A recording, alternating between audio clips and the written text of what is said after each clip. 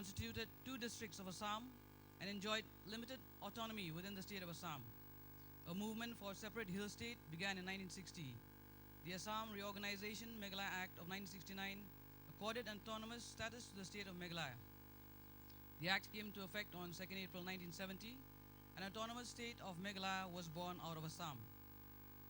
This state had a 37-member legislature in accordance with 6th schedule of the Constitution of India.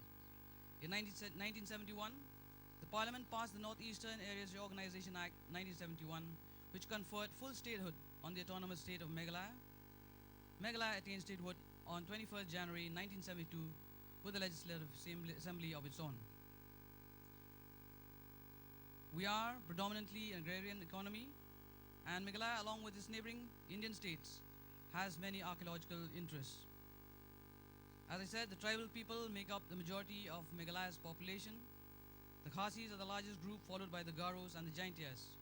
Other groups also include the Koch, the Beates, the Rajbongshis, the Bodo, Jhajong, Dimasa, Mar, Paite, Kuki, Lakhar, Karbi, Rabha, and Nepali, each having their distinctive languages and traditions.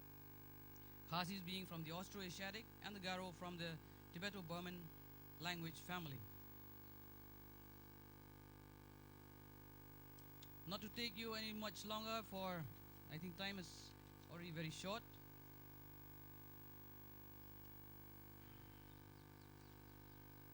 Just like to inform you that Meghalaya has a lot to offer. We are a beautiful state in respect of its scenic beauty, and we would welcome you all to come to Meghalaya and enjoy yourself. Our government believes that cultural investment represents one of the most fruitful investment a country can make, and not only in practical areas like economic development, social action, and international image building. For what matters far more than any of that is the measurable impact of a thriving cultural life on a nation's capacity to reflect, reinvent itself, and look to the future. The conduct of different programs in our state has and will promote a sense of participation, democracy, and citizenship through meetings and exchanges, as well as promote culture, act as catalysts for universal communication, empower our young artists and talents by building their capacity, and create an enabling environment for development. And to this effect, the Department of Arts and Culture is already in the process of setting up state-of-the-art infrastructure and environment for aforesaid ethics to be transformed to reality. To this effect, and the fact that not only that we have a plethora of talents in the state in different art forms, but to create an opportunity to actually reach out to the rest of the country and the world to showcase our rich identity, culture, and traditions. The state annually organizes the Calm Festival in May and the 18 Degrees Festival in October. Calm for creative arts, literature, and music is a festival with a difference. Organized by the government with the Sahaki Society in its president Ba Hansel and secretary Sambha Lamar, who's also responsible for the beautiful lunch we just had today and the programs we are having in respect of Meghalaya. We give the participants an experience of not only the best in literary works, book fairs, and related activities, but combine the vibrant creative arts while ensuring that these are supported by a dynamic range of musical performances. Calm has been actually able to recreate the habit of reading and writing in the young of our city, and we hope to instill further values with the next edition of Calm this year in May. 18 degrees being the average temperature of Shillong throughout the year, reaches out especially to the young to move out of their comfort zones and explore the world of fine arts, films, creative animation, cuisine, music, dance, culture, traditional and indigenous sports and performances, workshops, and many more activities.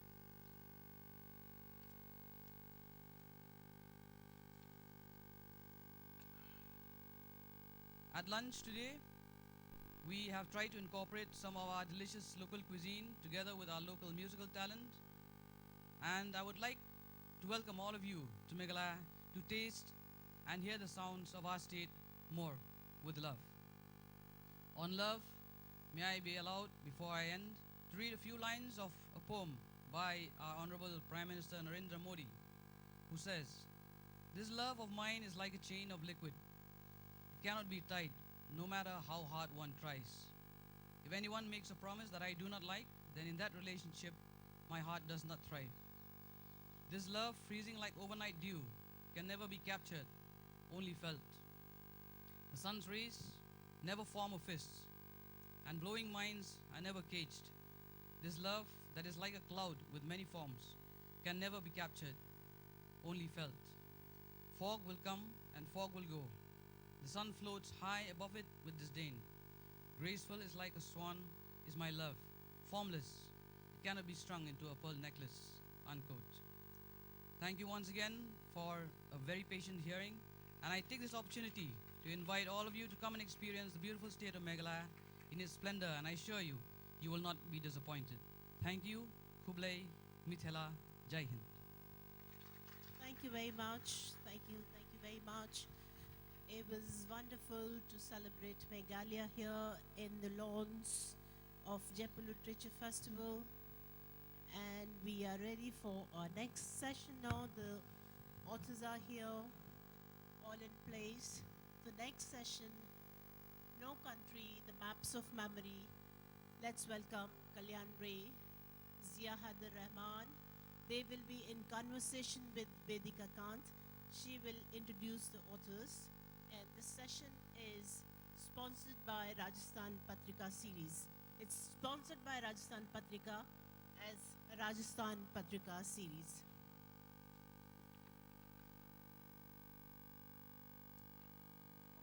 Rajasthan, Madhya Pradesh, MP संघ छत्तीसगढ़, गुजरात, कर्नाटका और तमिलनाडु का अग्रणी हिंदी अखबार, जिसमें छपी तीखे तेवरों के साथ ताजा और विश्वसनीय खबरों पर हर पाठक करे विश्वास। 8 राज्यों में 35 संस्करणों के साथ प्रकाशित होने वाला एक भरोसेमंद अखबार, पत्रिका।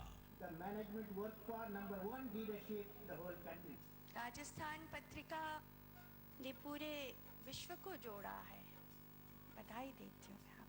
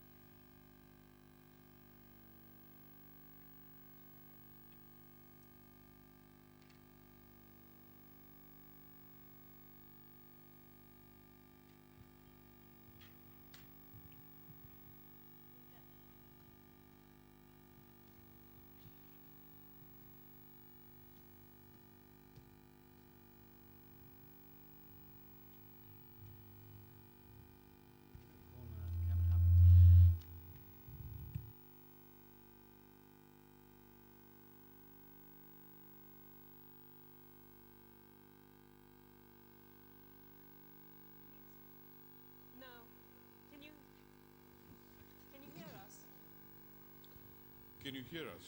Yeah. All right. Great. You can hear me, but Zia, you want to try the... do you want to try? hello. Yeah, Can you hear me? Yeah. Good. We're in conversation with Zia Haider Rahman and Kalyan Ray. Zia's book, his debut novel, In the Light of What We Know, was released last year, if I'm not wrong. It is now last year. It's last year. Yeah. Zia is a British Bangladeshi author. I think, if I'm not wrong, described Sylhet, where he was born, as being the corner of a corner of the world. Moved to Britain when he was very young and grew up there, studied at Balliol College, Oxford, got a first-class degree in mathematics, went on to become an investment banker, and then a human rights lawyer. His novel is really, vast and spans a variety of topics concerned with everything, primarily with the question of knowledge. How do we know what we know? But many things besides that. Kalyan Ray's book that we'll be discussing today, No Country, is quite different than Zia's book, which is a contemporary semi-autobiographical book. Kalyan's book is a sweeping historical novel spanning almost a century. More, and then actually. some, looking at the lives of these two Irish friends and how they end up in different corners of the world. Kalyan himself was born in what is now Bangladesh. No, in India. In India. Okay. Well, I thought it was Bangladesh. Kalyan was born in India, but studied in India and the US, and is himself, spends time in both places. Just describing the novels, I think, can give you a sense of how different they are. But one of the themes that really ties them together is the question of belonging, the question of identity. And I thought I'd start off by asking you how your own experiences of interacting with cultures, moving across cultures, led you to write the books that you've written. Zia, if I could start with you, and then Kalyan, I'd come to you. Okay.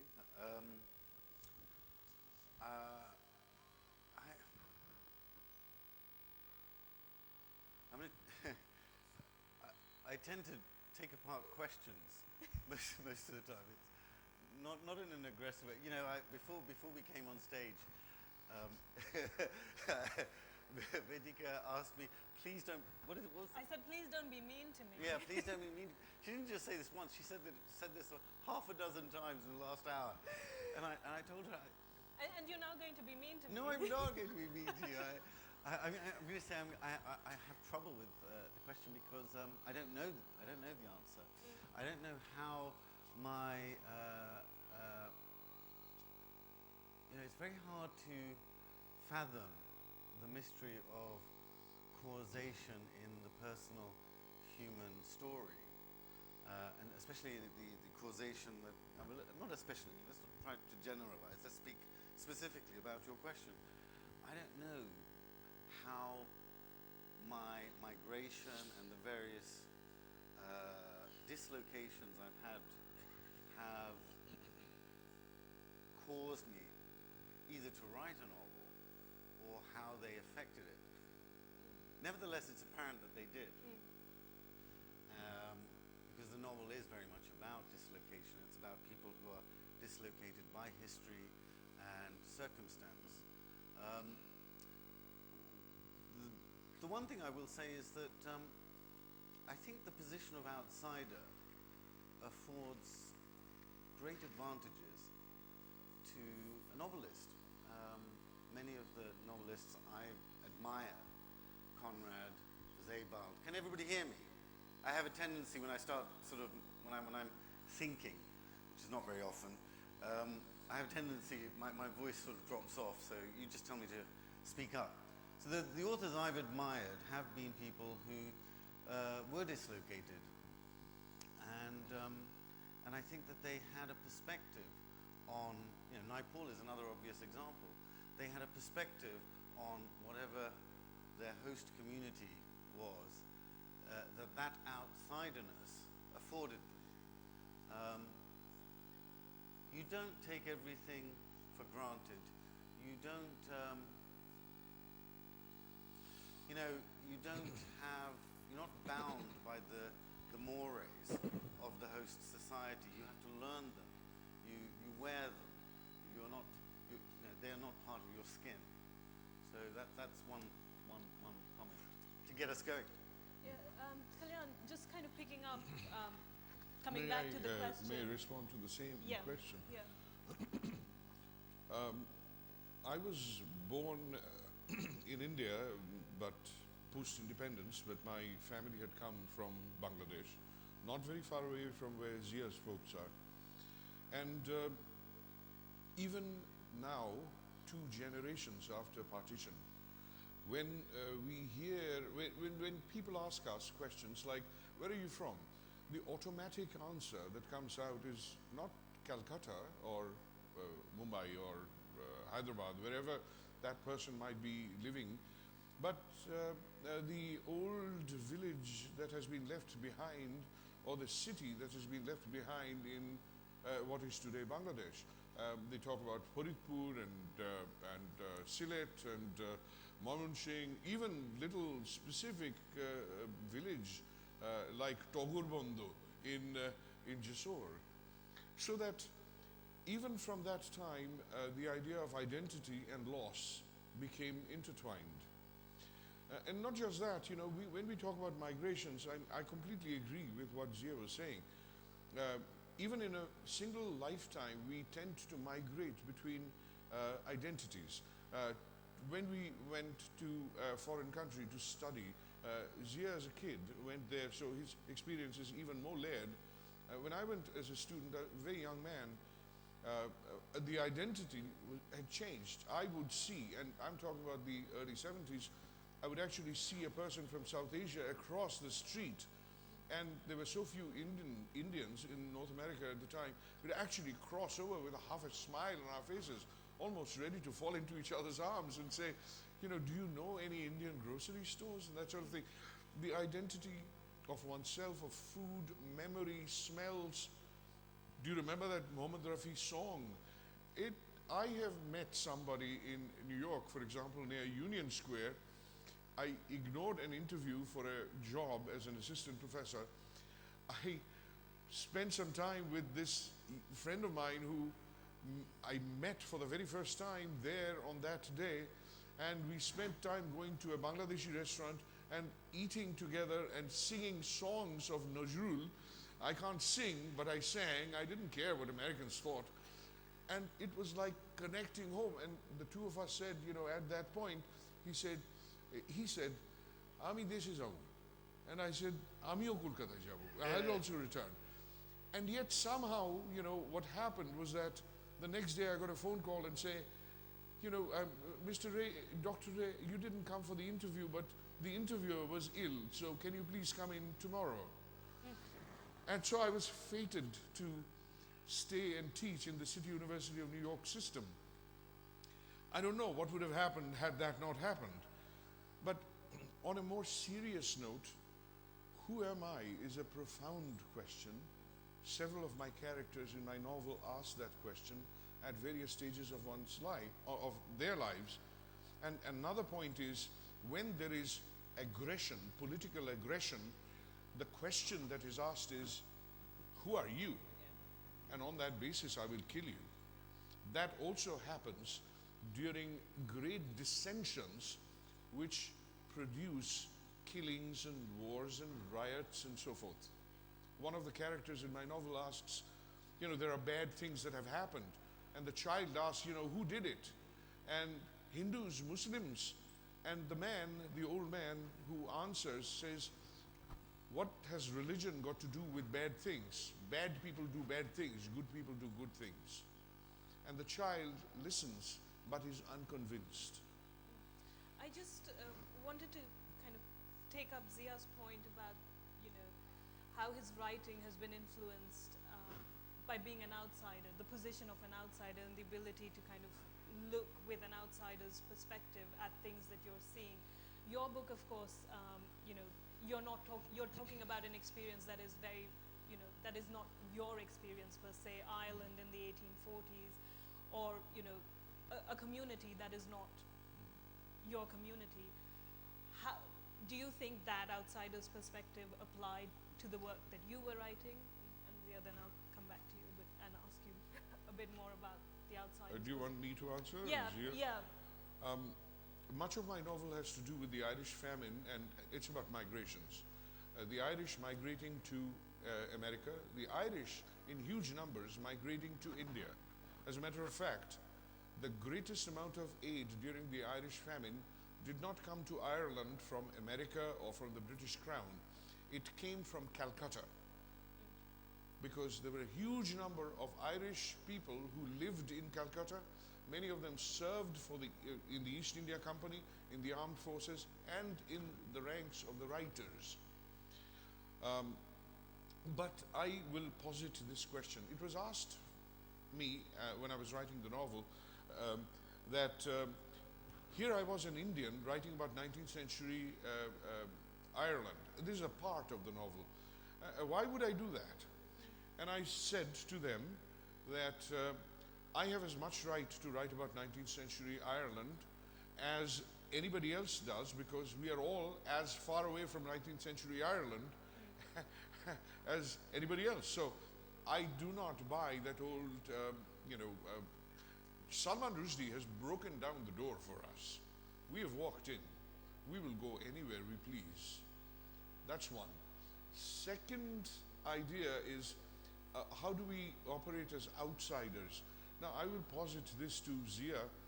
As a writer, you're always an outsider. You're looking in a certain way, even into ourselves. So, Yeah. what do you say to that? No, if you're I've written one novel. What the hell do I know? Yeah, no. But if you're trying to get at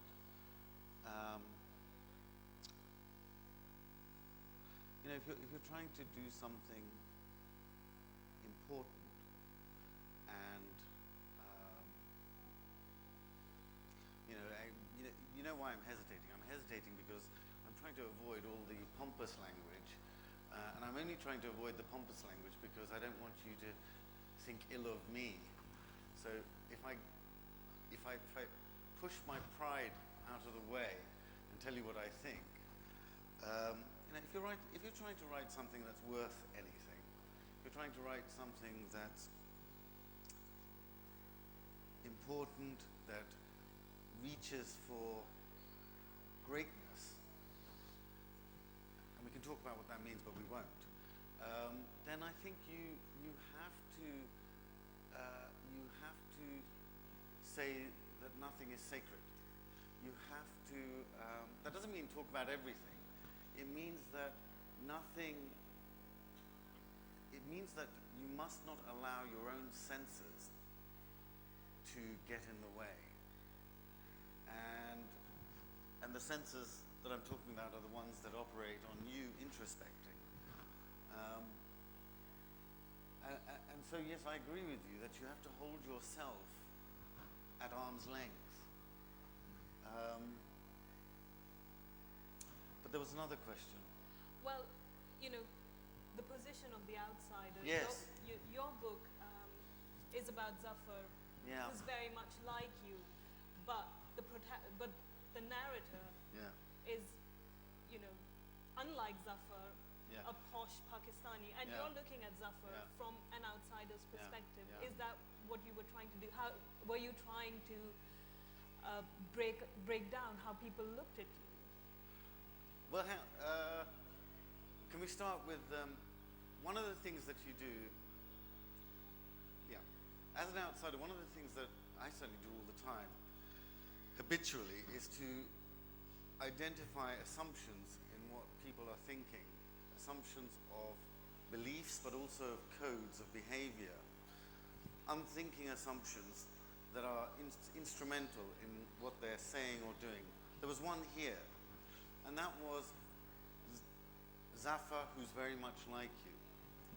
Now, what happened there? You and I met about an hour ago, right? And one of the first things you said was that it was a semi-autobiographical novel. Yeah. Now, you've read the Flap Jacket. I read the whole book. You read no. Of course you read the whole book. I meant about me. All you know is really the Flap Jacket and some interviews. Lots of interviews. Lots of interviews. All right. Yeah. But apart from that, what have the Romans done for us? No. That was a Monty Python reference. Never mind. The fact is, there is very little known about me out there in the world, and what happened there is something called is an example of something. This is a digression, but it's the availability bias. You know this about me, you know that about Zafar. This about me actually sits inside Zafar, and therefore you draw the conclusion that this is a semi-autobiographical. It's not a criticism. It's not a criticism. It's a bias that we all have. Yeah. Every human being has it. We're armed at birth with these heuristics to make life intelligible. Yeah. And as an outsider, I'm constantly listening to people and searching for the assumptions that are embedded in everything they say and do. And I think this is actually because, not just because I'm an outsider, it's because of my family. I grew up in a household where English wasn't spoken, and my parents were not very educated. My father passed away recently. And so communication was very difficult in the household. And it was very difficult for me, I was very bright child, it was very difficult for me to understand them and to understand where they were coming from. I felt very much at sea in the home. And so I had to spend a lot of time trying to get behind their thoughts. So, you know, even in the household, I was an outsider. And from a very early age, looking at language in this slightly sort of, you know, very much aware, for instance, that the subjunctive wasn't used in the household. I recognized the subjunctive before I had a name for it. Recognize lots of things before you get a name for them. And so there isn't a, goes back to this causation business. There isn't a, it's not the case that as an outsider I can just take an object, the British class system, and because I'm outside it I can see it clearly. It's you know, the process of subjecting something to scrutiny is less mechanistic and is derived more from a disposition set down in childhood, actually, than anything else. I've gone on enough. That's actually an interesting point in itself. One of the questions I had for both of you was the way in which, you know, migration and class works. And this comes back to your novel as well, Kalyan. The issue of, you know, people migrating for economic reasons. You can migrate, you can go to another country for livelihood, for economic reasons, and find that livelihood, do really well for yourself economically, but still feel that you haven't really made it, that there is something different in you that means that the others look at you somewhat differently, and you have to kind of condition and work according to those rules of difference. That's something you write about in your book, and that's something you write about in your book as well, and I thought, you know, if you could expand a bit more about that, the kind of ways in which class and migration works, the ways in which you move to a new country and have to kind of make sense of those differences. Actually, in my book, there are different communities, and within the communities, obviously, there are about specific characters within it. Certain characters have the vocabulary which they use as a way of discerning their place vis-a-vis the place of others, a way of exploring society around them, and especially new societies in which they find themselves, new circumstances, new political realities, and so forth, especially in a colonial situation in India. Let me give you an example of this. And of course, overarching you know, all this is the irony that is produced by a colonial political situation. The Irish had come to India, to Bengal. I'm talking now about a section of the book that covers about 1910 or so, actually a little bit later, 1914 on through 1930. During this period of time, of course, the Ireland was becoming free and did become independent. Most of Ireland became independent by 1919, 1920, with the Easter Uprising and so forth. In India, the Indian patriots were learning how to make bombs and so forth, because let's not forget that one country's hero is another country's terrorist, something that is largely true even today. The books like Daniel Breen's My Fight for Irish Independence was banned in India because it described ways in which to make homemade bombs. And yet, and notice the irony over here, Indians were inspired by the Irish. These books were banned by the British. Most of the police officers in British India were Irish. My hero is an Anglo-Indian who is part Irish, part Indian, who is thrown in a situation where he's got to figure out which side he belongs to. I'm giving you the crude outlines. These are things that he has to suss out himself. It's not as if these answers come easily to him. In the process, he realizes that there are certain things within himself that he has not understood, certain biases that he had worked for. He's constantly sort of, you know, in India, especially in the British era, the exact text of your complexion played a huge role. All of these things shape the personality. And the protagonist is also aware of the fact that at a later age, these kinds of indicators will have no meaning whatsoever, and he wonders, what are the indicators that future people will be looking for, future generations? Now, all this is the theoretical underpinning. Ultimately, the novel also has to tell a story that will keep you turning the pages and also make sense to you and connect with your head and your heart at a certain point. And this is where the question comes. This is the construct of this character's identity, or at least he or she thinks so. What I have done is to use many actual characters who lived, historical characters, and I've also used fictional characters. In short, I've put imaginary people in real gardens, if you will. And in doing so, I've tried to show how people get changed by the powers outside.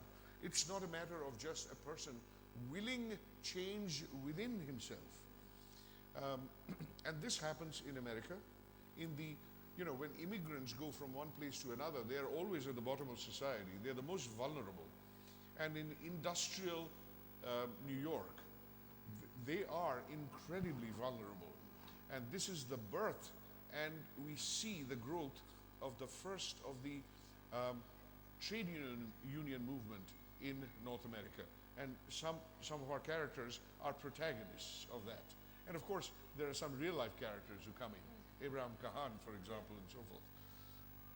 So you see, I mean, different societies, different economic exigencies cause or make certain characteristics come to the fore, form the personalities. And there is also rejection of, very often, and this is very painful, when a mother rejects, or a daughter rejects a mother for certain reasons. There is a kind of, within the family, warfare. The older generation, which leans more to the old country, Ireland and its values, and the new, which looks to America and its values, just as the persons who have migrated from East Pakistan, one of them is trying to manage in this new reality, whereas the other one constantly dreams of the world he's left behind.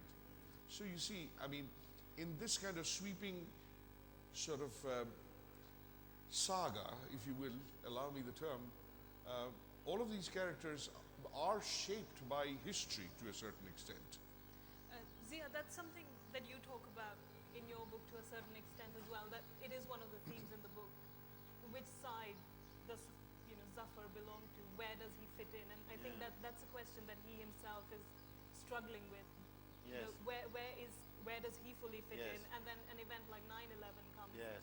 and changes his perception of himself and his perception of his place in the world. Yeah. But his predominant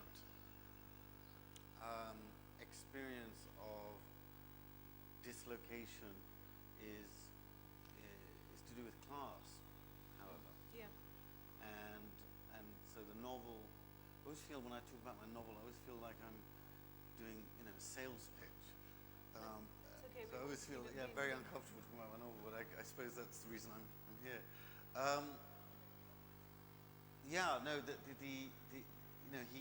He has started off in very humble circumstances, and because he was very lucky to have been born with intelligence.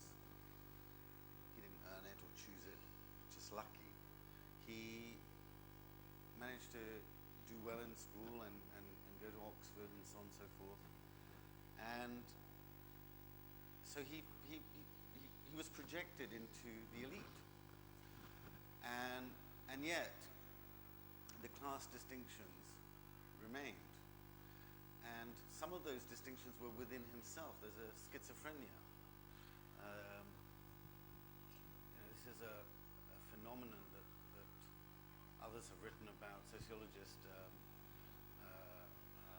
Richard Sennett wrote a book called The hidden injuries of class, about the experience of the children of coal miners in northern England.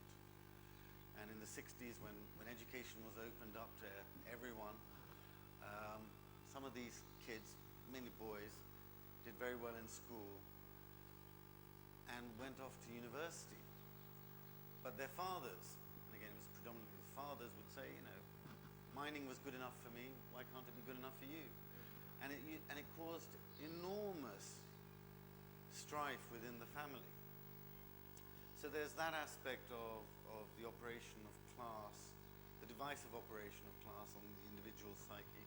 There's also, in the novel, there's also, you know, Zafar has a relationship with an English aristocrat.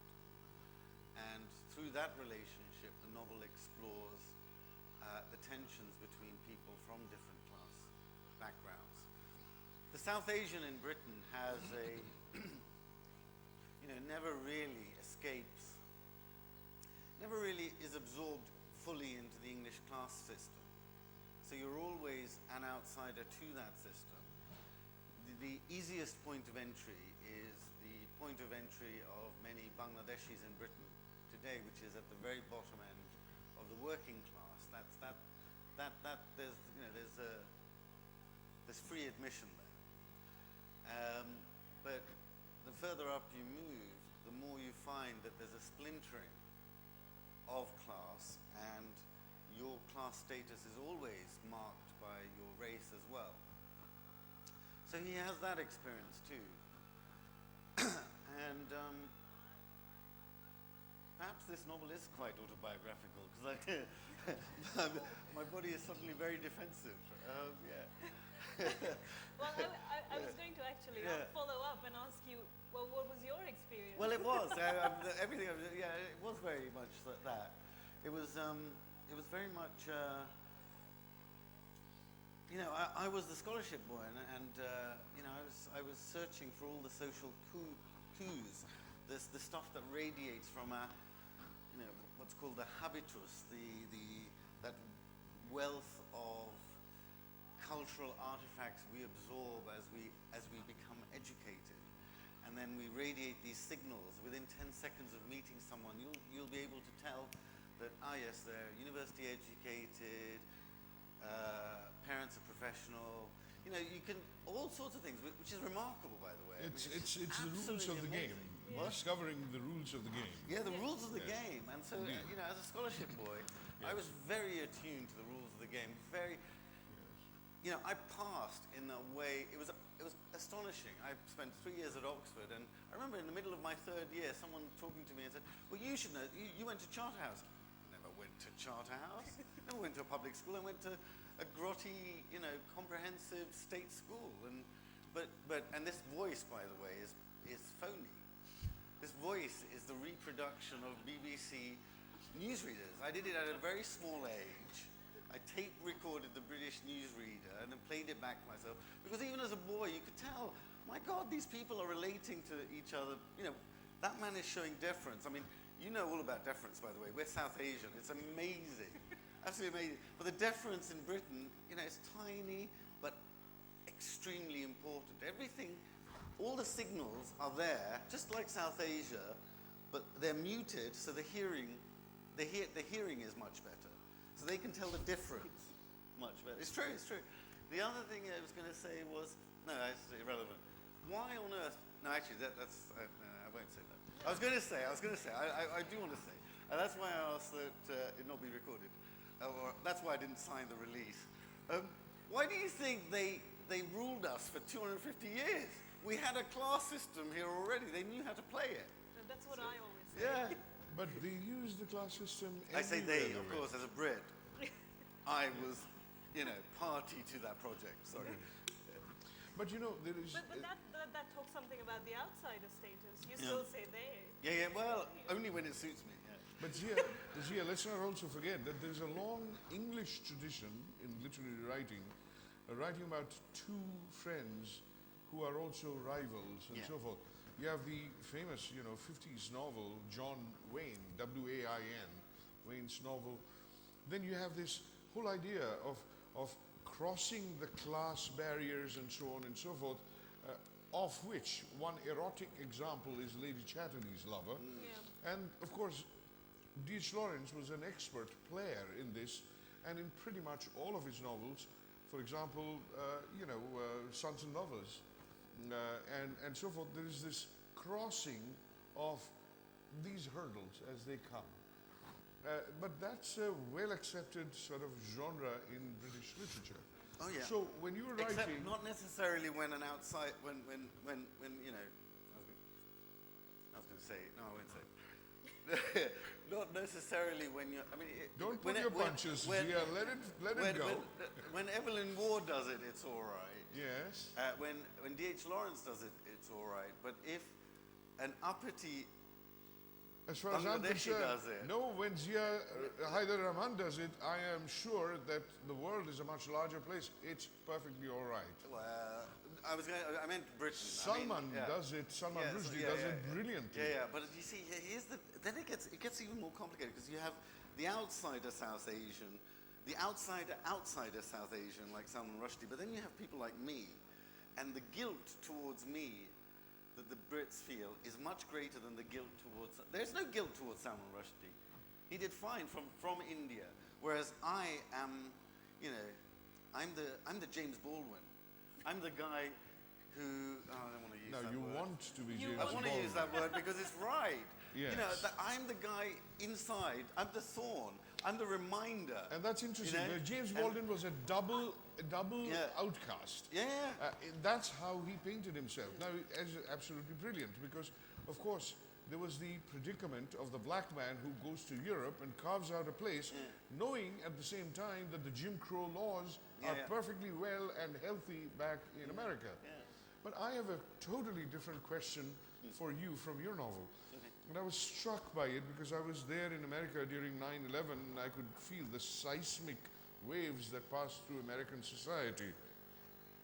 For the first time, colleagues that I had worked with for over 20 years suddenly looked at me and thought, Kalyan is a South Asian.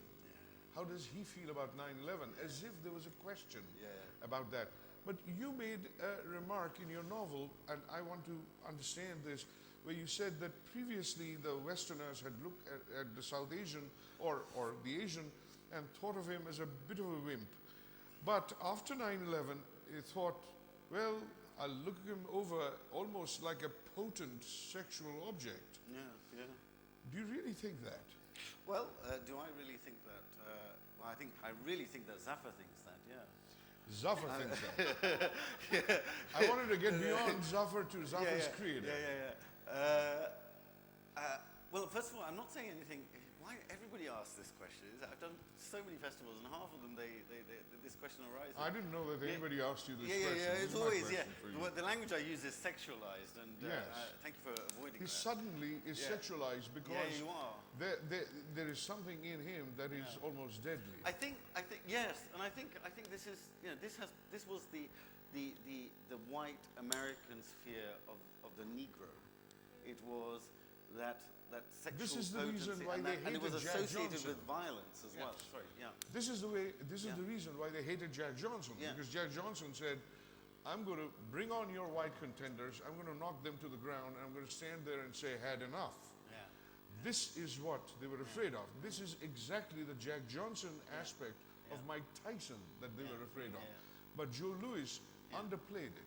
Yeah. He was the nice guy. I'll tell you something interesting. A lot of my, after 9/11, I also gained a lot more South Asian friends. I didn't grow up in a part of London where there were a lot of South Asians, and then I lived in other parts of the world where there weren't South Asians. But when I lived for those few years that I lived in the UK after 9/11,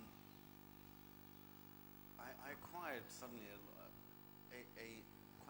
all of these points are the points I'm about to make are connected.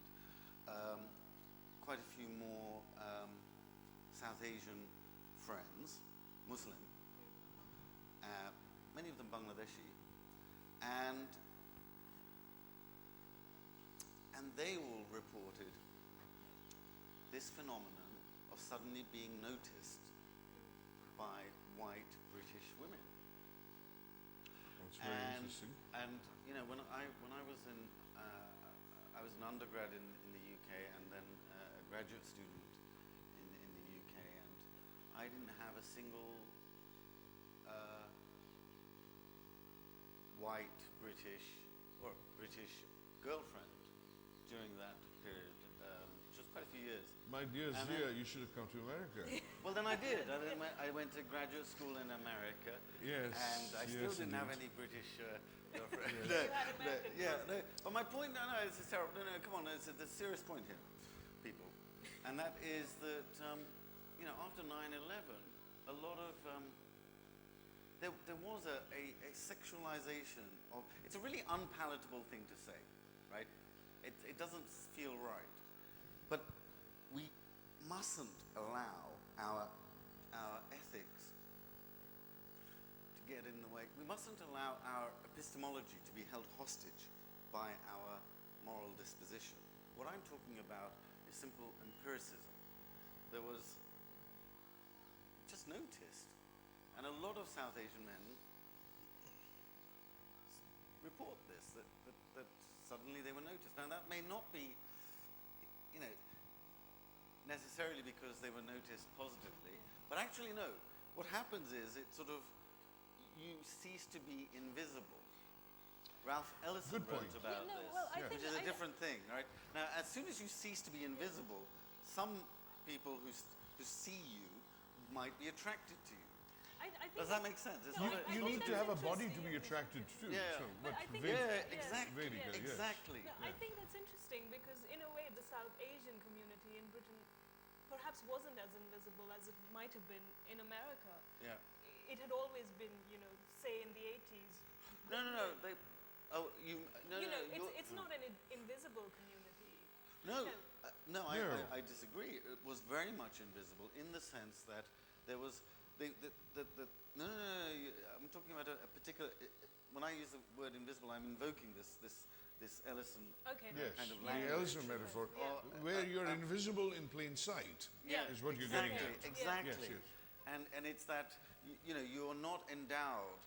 Every time we see someone, there are degrees of seeing, and when we see someone fully, we endow them with properties of humanity, a fullness of presence. Not the But if you don't, yeah. emasculated server Exactly. is what you're getting at. Yeah, exactly. And indeed, that is so. That is so. Yeah. I mean, some of the most animated discussions about the turning down.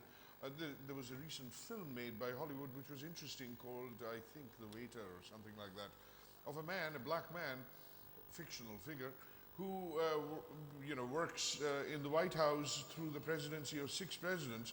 Oh, and yes, I saw that. Yeah. Yes. Yeah. Forrest Whitaker Yes. plays that role. And it was interesting, subtly played, and he changed his body language over the period of time. And it was interesting because there he was listening to all these important decisions being made or unmade, in which he is almost like a disembodied presence. Yes. It is only when he goes home that Even- he is the even when father, they- that he has a sexual presence. Yeah. Even when there are I- decisions to do with the Negro problem. That's right. The Negro. But let me ask you this, Yeah. Zia. Do you? I mean, I have felt this. The sexual role of the male or the female in society changes when you change the venue. It Yes. becomes subtly different about things that you mention or not mention. I'll give you one little example. In a typical Bengali society, my father's generation, he would not be seen caressing a baby, i.e. me, because it would be like acknowledging the fact that he had sex. I mean, that's why I'm here. And in a typical Bengali society, it would not be there. Whereas in American society, there is a lot of flaunting of this. I don't know about British society. I've not lived in England. British but- don't like to touch. No. Yes. Don't touch me, I'm British. I don't know. Okay. I What? think they're much more stiff upper lip. Yes. I don't know. We'll let them talk I about think they pass it about off to the this. nanny. Yeah. Now, here we are. We are passing judgment on the British on their sexual identity, just as we just accuse them of passing their judgment on to us. Yeah. Yeah. Isn't that interesting? I mean, Yeah. we all do it. Yeah. But do we change our identities as we become immigrants or emigrants, rather, Yeah. in this particular case? I think. Do we you leave know, it behind? What do we leave behind? On that note, I'll actually open up Yeah. to audience questions. You know, do we change our identities as we become emigrants? If there are any questions from the audience, if you just raise your hand. And we'll have I the think you'll there- need a there's one microphone, sir. right in the front.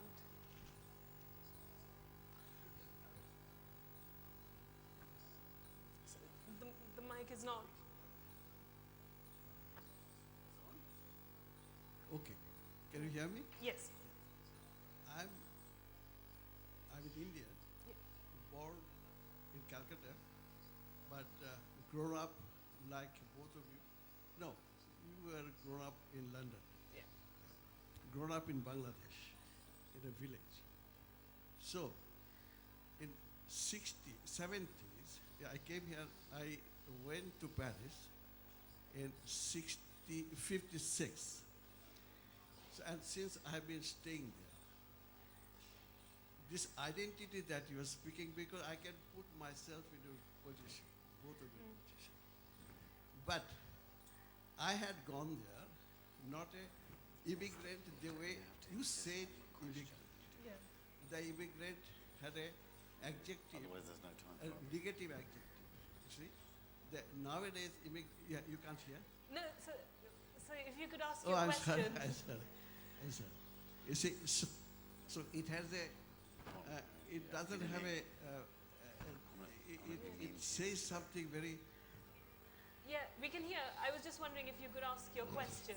Oh yeah, yes. I'm speaking about my experience. Yeah. Yeah. That when you say that you feel outside, don't you think that it is depend the person? That if you were in Bangladesh, let us say you would have lived there and been educated the way you were educated in England, and in your own family, you would have been outsider also. See?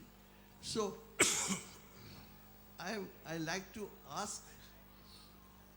I mean, in general, What is not the only question? you Yeah. and not Yeah. you, that I'm sorry that my question is big. Yeah. So that it depends the person. I mean, the individual. I understand what your Okay, question yeah, is. yeah, yeah. Okay. Yeah. Yeah. Zia, you No, want to take? no, go ahead. You, Um, I think this question of identity is a very, it's a baffling one. I mean, if you're born in a place, educated in another place, you go to a third place, you're made to, work in a fourth place. In each particular place, there is a patina that is added, and I'm sure that we sort of shape we are not the same person to others.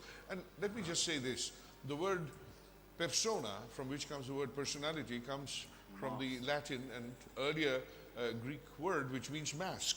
So I like his personality, I like his mask. We are not the same person to even different members of the same family. So any other questions? Yes. There's one question here. There, center aisle. Yeah. and then behind. And then there's one behind. Yeah. Yes. Just 3 rows behind. This is a question for you, Zia. Did you have any uncertainty, or was it clear to you from the beginning that your protagonist would be Pakistani? And if so, why? Yes, I didn't. No, I didn't have any uncertainty. Yeah, yes, it was clear to me that he would be Pakistani. I wanted someone with a similar racial background to my other character. I wanted the characters to have a similar racial background, but to be from very different class backgrounds, and obviously or ethnic background, similar ethnic background. Obviously, within South Asia, the Pakistani-Indian difference is huge, but within Britain or America, it's much less significant. I have many diasporic Pakistani friends and so on. and I wanted that because it then brings out the class difference. Otherwise, there would be another way of construing a scene. You would always be wondering, is this because of class or race, or how? And so by keeping them similar, it actually weakens the hold of race on the narrative. That's why. And there was. And I mean, the narrator is not. Yeah, sorry. Yeah. No, No, that's it. No, that's it. Yeah. Well, and the narrator isn't sort of racially very conscious. Yeah. I mean, Zafar has that. The narrator isn't. He's part of this global elite that. There's a question there. Thank you for that question. This question is for both of you. I'd like to ask, do you think that discrimination based on difference can ever be overcome entirely in the global society? Discrimination based on difference. Do you think it Well, can be first of all, is that tautology? I mean, discrimination would require some kind of difference. I can't imagine discrimination based on non-difference. I meant the class system. Class, right, yeah. Do you want to take that, Kalyan? Well, I can't imagine a society, given us human beings, we are so flawed, of discrimination in many ways being over. I mean, discrimination is a good thing, you see, it's an interesting word. I am a discriminating person. That's a wonderful thing, isn't it?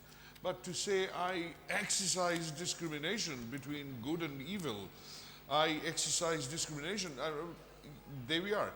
But whether if you're talking about prejudice, of prejudging somebody, then I think that we as human beings are geared to prejudging, and I cannot think of a society that becomes perfect, a kingdom come. I can't imagine it. I can't fathom it. So we can take one last question. There's a question right here, right in the front, the fourth row. This question is for Mr. Rahman. So I was reading your book, which is brilliant, and before picking it up, I read some reviews, and someone, though I couldn't trace the source, called you the next George Orwell. So I was wondering, how do you feel being called the next Orwell after writing just the first book? Well, I feel a bit disappointed because I really would have liked to have been the first Orwell.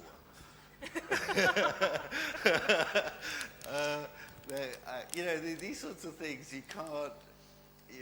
No, seriously, you have to. There's a big answer, but the big answer is that I came to publishing a novel much later in life and very much by accident. Seriously, so this was an accidental published book, but it's a long story. And so I didn't, I've been writing for 25 years, but I didn't, when I left university, I didn't think about publishing. I didn't harness my identity to being a writer. In your 20s, all sorts of things happen, and one of them is you develop skills in some practice, but the other is that your identity takes shape and beds down. And so for people who start publishing at that age, their book is very much a part of who they are. They become writers, as Americans say. It's not the writing, the process is the thing that I care most about. I'd go mad if I didn't do it. But I don't need to publish a book to do that. And so all the acclaim, I mean, one of the things that's been puzzling me is why the acclaim hasn't, I'm still a very unhappy person. And why doesn't it seem to make, lift my spirits? Why doesn't it, I laugh and joke, but, I'm on my own most of the time, and I'm quite, so why not? And I think it's because I don't get much psychic reward from praise. I know Kalyan wanted to add something here. Just a word about reviewers, writers. It's one of the most dangerous things to believe in all reviewers. In America, a reviewer said that my novel of migrations is wonderful and compared me to Israel Singer, who wrote The Brothers Ashkenazi. The point is, do I believe that? Do you believe in the reviewer? Does Keats believe in his reviewers, John Keats, who never got a good review in his lifetime? Ultimately, you know, the next century, not this century, but the next century will tell whether or not any of us will survive, any of us who write. And I say this in all humility. During the Victorian period, the greatest sellers were novelists like Reynolds. Nobody hears their names today. Yeah. But there are some that will survive. We do not know how. And when we and our brother and sister writers, we sit down in our isolation to write, we can write because we cannot help but write. Whether our work will live or simply become, you know, compost will be judged by the next century. And I say this in all humility. No, I agree entirely. It's just not. I think on that very humbling note. No. I want the last word. Okay. No, I don't. But I will say, you know, if you're thinking about writing, think about the process. If you care about the process, that's where it's at. If you actually like sitting at a desk and writing, then that should be enough, and that's the reason to do it. I think On with that that, humbling note, Yeah. we'll say thank